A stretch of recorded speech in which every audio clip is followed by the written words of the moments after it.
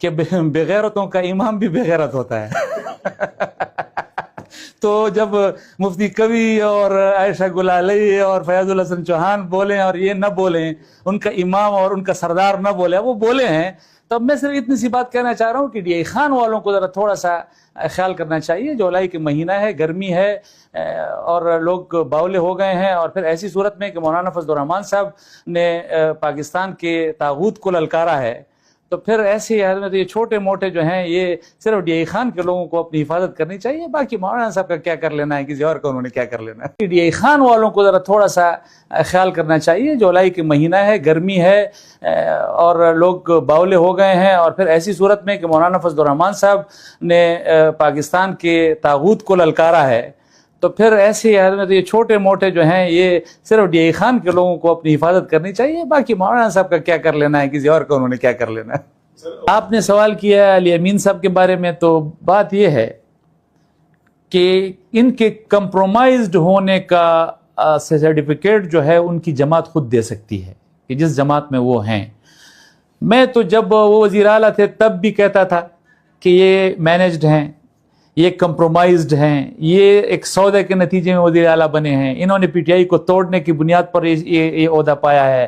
اور یہ میرا اس وقت بھی دعویٰ تھا، اور پھر پورے پی ٹی آئی کو یہ بات ماننی پڑی، اور پھر ان کو لات مار کر جو ہے وہ وزارت اولیاء کے کرسی سے ہٹانا پڑا ان کو. اور آج بھی ان کے ہاں یہ راندہ درگاہ ہیں. تو باقی منافقوں کی ایک شکل نہیں ہوا کرتی، یہ وقت کے ساتھ تبدیل ہوا کرتی ہے، تو آپ اس پر پریشان نہ ہوا کریں. یہ اسٹیبلشمنٹ ہماری یہ بڑی ظالم چیز ہے، یہ بڑے ظالم لوگ ہیں.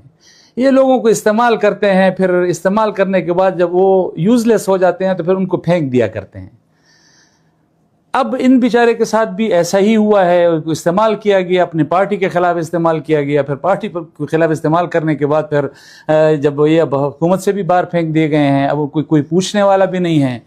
اب آپ کو معلوم ہے، اب ڈیرے کے رہنے والے لوگ ہیں، جب جولائی کا مہینہ ہو، گرمی کی یہ شدت ہو، اور پھر استعمال کر کے ایسے پھینکا گیا ہو، تو پھر باولے پن کا سیزن ہے نا. پھر آپ ناراض کیوں ہوتے ہیں؟ پھر وہ بیچارے جو ہیں ان پر سیزن آیا ہوا ہے. ہاں، میں ڈی آئی خان والوں کو ذرا خبردار کرنا چاہتا ہوں کہ اس طرح کے سیزن میں اور اس طرح کے موسم میں جب یہ چیزیں، جب باولا پن جو ہے جب عروج کے ساتھ آتا ہے، تو اپنے بچوں کو اور اپنے لوگوں کو ذرا محفوظ رکھ لیا کریں. آج کل ڈی آئی خان آیا ہوا ہے. آپ نے ابتدائی ایسے سوال سے کر دی ہے. میں یقین کریں، میں بہت پچھلے 4-5 دنوں سے بلکہ ہفتے سے اس انتظار میں تھا، اور مجھے حیرت ہو رہی تھی کہ یہ صاحب کیوں نہیں بول رہے. جب اون چودھری بولتا ہے، جب فیاض الحسن چوہان بولتا ہے، جب عائشہ گلالئی بولتی ہے، جب مفتی کبھی بولے، اور اس بولنے کے بعد بھی یہ صاحب نہ بولتے، تو مجھے حیرت ہوتی. ابھی کوئی حیرت نہیں ہوتی، کیونکہ یہ جتنے نام میں نے آپ کو گنوائے ہیں، چاہے اون چودھری ہے، چاہے فیاض الحسن چوہان ہے، چاہے مفتی کبھی ہے، چاہے عائشہ گلالئی ہے، ان سب کا سردار یہی ہے. اب اس کی ٹیم بولے، اسٹیبلشمنٹ کے یہ دلال جو ہیں یہ جب بولیں گے اور مولانا صاحب کے خلاف بولیں گے اور ان کا سردار نہیں بولے گا، تو پھر حیرت اس بات پہ ہونی چاہیے. حیرت اس بات پہ کیسے ہو رہی ہے کہ یہ کیوں بولا ہے؟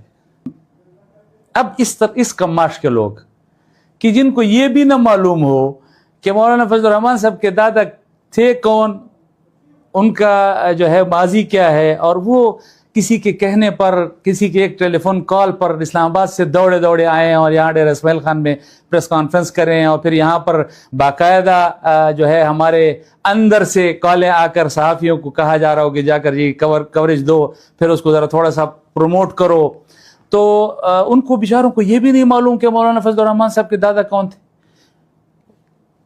یعنی حیرت کی بات ہے کہ اتنا تو کم از کم ان کو بتا دیتے کہ مولانا فضل الرحمان صاحب کے دادا تھے کون. اب میرے دادا کے اوپر وہ لوگ بات کریں گے جن کو اپنے باپ کا بھی پتہ نہیں ہے کہ میرا باپ کون تھا. تو ذرا تھوڑا سا لحاظ رکھنا چاہیے. میرے نسب اور میرا قبیلہ، میرا خاندان وہ حریت پسندوں کا خاندان ہے. میرا دادا آج بھی پنیالہ کے خانقاہ یاسین زئی کے قبرستان میں ایک صوفی بزرگ کے حیثیت سے دفن ہے. میری پوری نسل کا جو ہے کسی انگریز کے خلاف جو ہے وہ حریت پسندی کا کردار تو رہا ہے. ان کی کاسالیسی ان کے جو ہے میراث ہے، ہماری میراث نہیں. سوال کا تعلق ہے پیپلز پارٹی کے ہمارے گورنر صاحب ہیں یا فتح اللہ خان ہیں. دیکھیں اس ہائیبرڈ رجیم کے اس فارم 47 کے بینیفیشریز کو اگر اپنے غلامی اور نمک کا حق ادا نہیں کریں گے تو کون کرے گا؟ تو اپنے جیسا سودا باز سمجھا ہوا ہے. اگر 26ویں آئینی ترمیم میں حکومت اور اسٹیبلشمنٹ کی مرضی سے ترمیم ہوئی ہوتی تو 1 مہینے کے اندر اندر ان کو 27ویں ترمیم کرنی پڑتی. یہی ثبوت ہے اس بات کا کہ 26ویں آئینی ترمیم میں جو ان کے مقاصد تھے وہ جمعیت علماء اسلام نے ان کو سبوتاش کیا، ان کے مقاصد نہیں پورے ہونے دیے اور اس کی وجہ سے ان کو پھر 27ویں ترمیم لانی پڑی. تو یہ سودا باز کے دماغ میں سودا بازی ہی آ سکتی ہے، اس سے زیادہ کوئی چیز نہیں ہو سکتی. یہ مولانا فضل الرحمان ہے، یہ جمعیت علماء اسلام ہے، یہ وہ لوگ نہیں ہیں جو الیکشن سے پہلے 1 مہینے 2 مہینے پہلے اس 4 دیواریوں میں بیٹھ کر اپنی سیٹ کے سودے کرنے والے ہوں. یہ 100 سال کی تاریخ ہے اس جمعیت کی پشت پر، مولانا صاحب کی پشت پر.